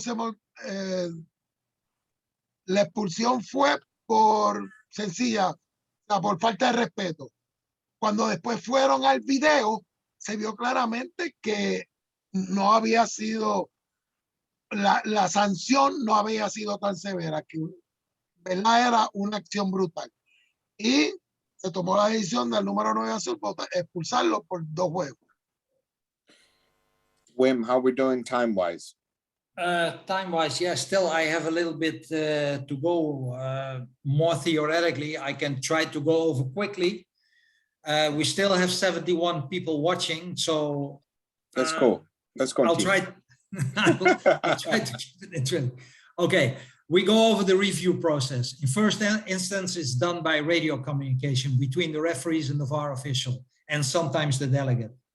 Common term to be used is check, and depending on the situation, the VAR official may give an advice to stop or not to stop. The final decision is always the referee's decision. If he wants to stop, if he wants to see, and when he wants, and when he's going to stop the match. During a review, no substitutions are allowed. Manuel. Ok, ¿cuál es el proceso? Recuérdense que los árbitros tienen sistema de comunicación. Tienen los 2 árbitros, el oficial que está en el VAR y a veces el delegado. Usualmente la palabra común es check, verifica. Dependiendo de la situación, el oficial del VAR puede decir, mira, sí o no. Pero la decisión final para que eso suceda es de los árbitros. Y si se detiene para ver el VAR, no se permiten sustituciones. Okay, very quick. Equipment is operated by the VAR official, and there's a VAR technician nearby, a VAR engineer, who can help if there is any situation of malfunctioning. The VAR official shall repair the situation to be reviewed.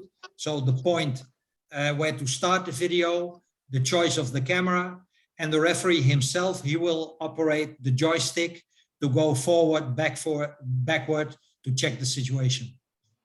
Okay, aquí hay 2 personas usualmente. Está el oficial del VAR y está el técnico. Okay, y el oficial del VAR lo que va a hacer es que va a preparar la situación en particular, si es un gol o no gol, llevarlo hasta el punto para que el árbitro cuando venga vea la situación particular y pueda tomar la decisión. Okay, the principles. Final decision is always the referees. The VAR is a match official who advises the other match officials.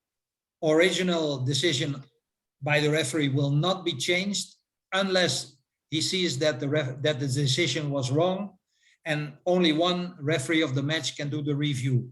The VAR official delegate can only alert to do the review.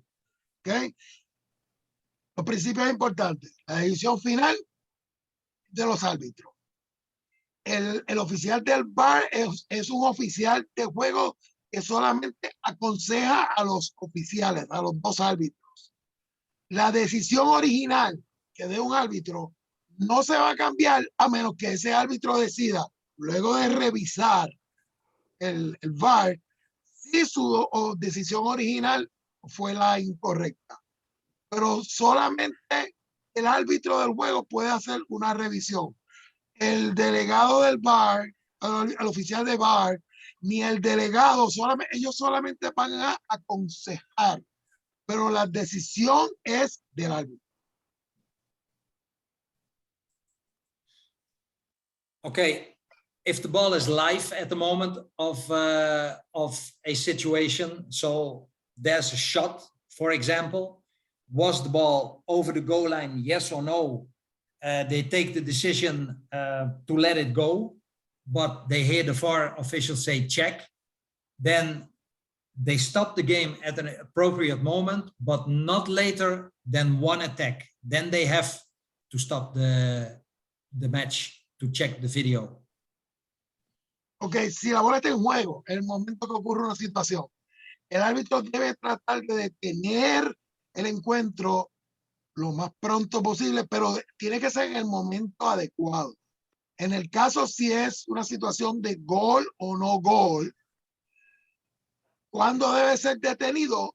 Lo más tarde es antes de la próxima posesión.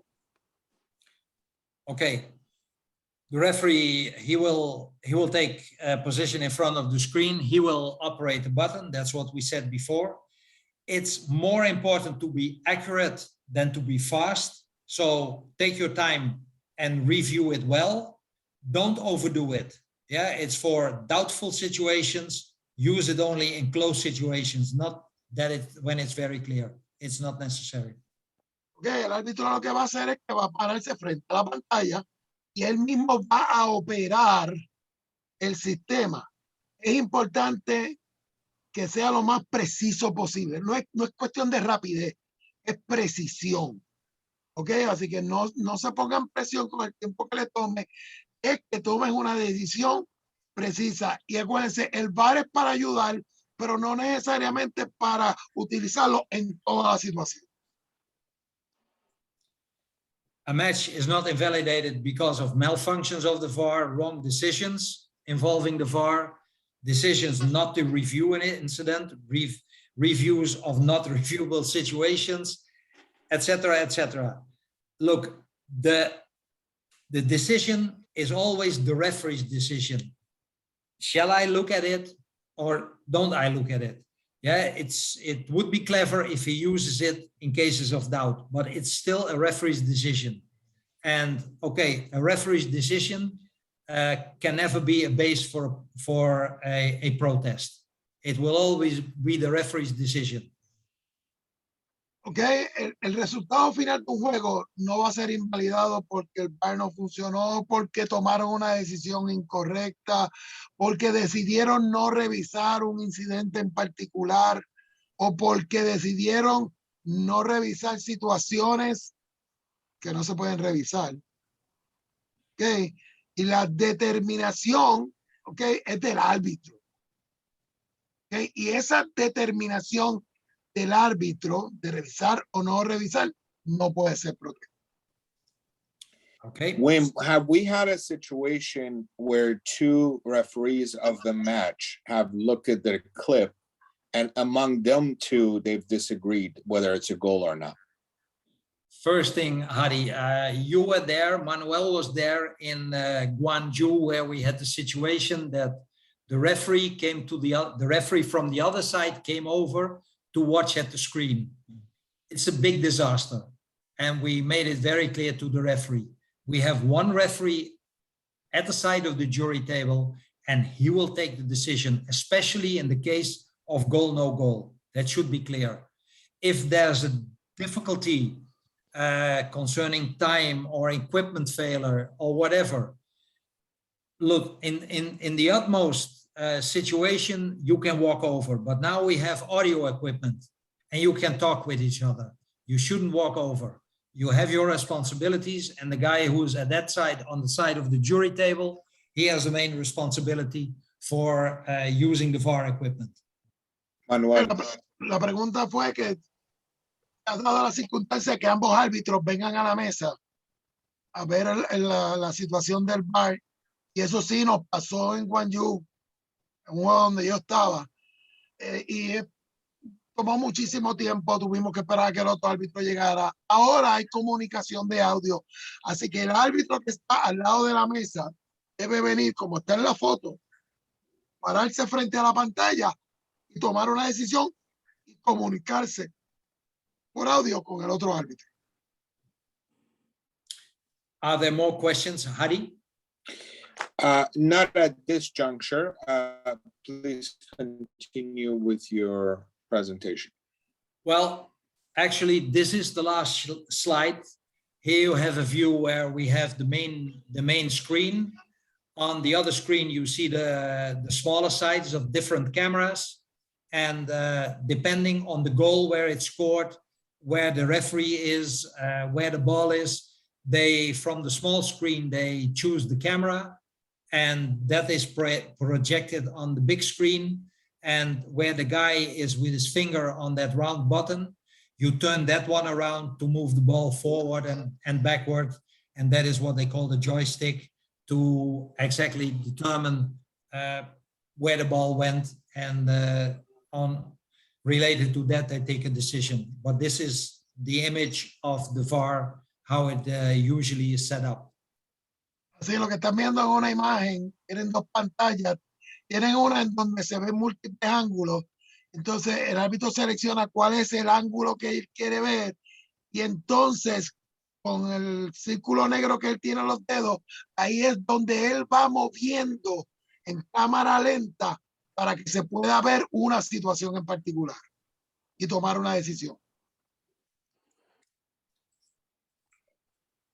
Okay, this was it, Hari. I don't know if you have received any questions. We do have some questions, a couple of long ones. What I think I'm going to do, for interest of time, Manuel and I will review a couple of these questions, and we know these referees, and we will get back to them because they're pretty long.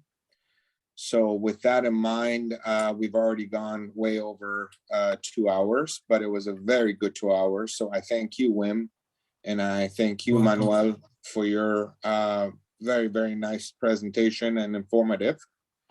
And I also want to thank all our participants, fantastic 73 participants that were involved with this. So we're very excited. Hopefully, like Manuel said, we will have more of these in the future. And we will collaborate more with you, Wim, and Fina in the process. So thank you very much, Wim, again, for your good work. And Manuel, thank you to you as well. Yeah, Hari, my add, we want to make sure that all your questions, please, send us all your questions, all your doubts. We will make sure that not only the ones that are in the chat, because we receive a copy of what is in the chat, and we will answer those. But we want to hear from you. Nosotros vamos a darle la tarea de contestar todas y cada una de las preguntas. Esas preguntas que están en el chat nos las van a enviar a nosotros con el nombre y apellido de la persona para hacerle llegar las contestaciones de todas esas preguntas. No se van a quedar en el aire. Lo que queremos es que ustedes, no solamente esas preguntas, cualquier pregunta.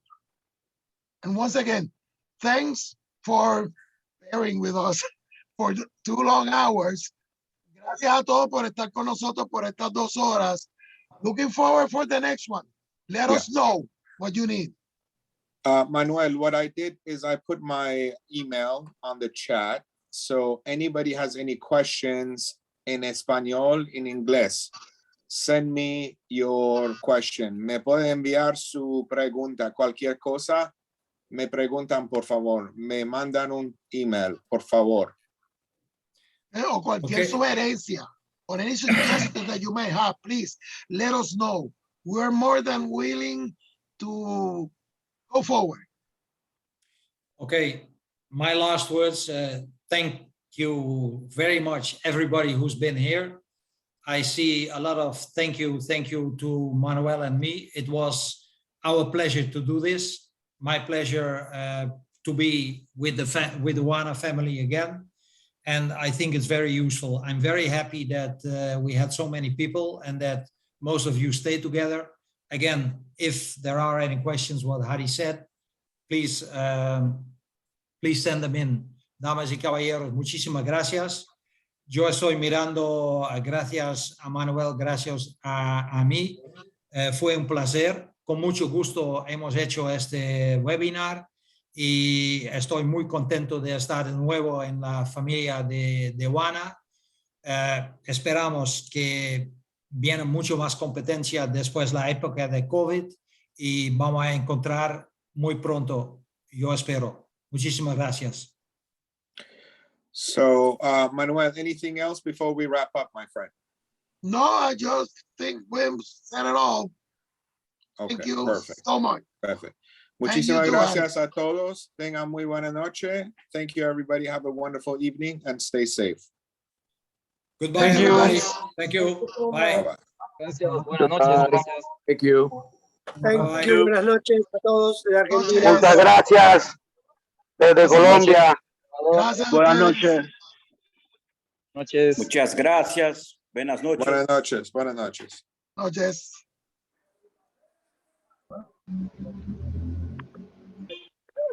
Hello.